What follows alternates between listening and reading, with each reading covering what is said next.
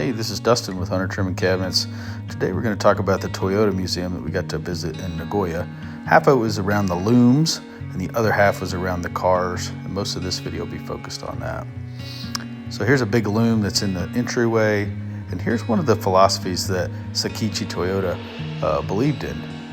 He believed always conducting full trial operations of the looms to confirm their quality and their mill profitability. He firmly believed that no invention should be introduced unless fully proven in trial operations.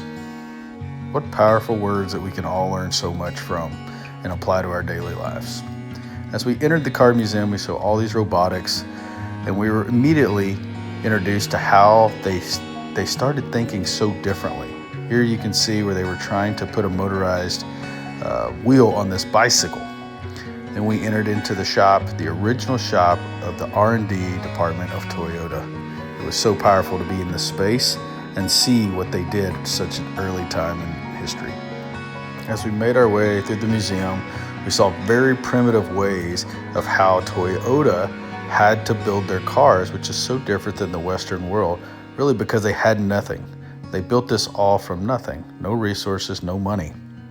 Then we got to go into the pretty part of the museum, if you will, and just see some of the history of how the car was made.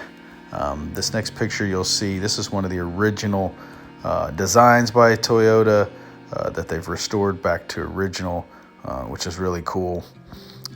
In the early days, they even sent people out into the field to do service work when cars broke down.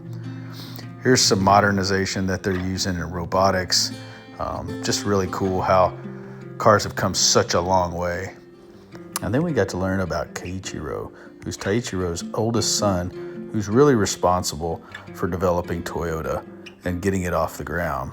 And these are his 17 principles that he came up with to run Toyota. Very powerful. I'll post these on our chat, but this is very interesting how far he was along the way of manufacturing and developing things so long ago. Hope everybody enjoyed this.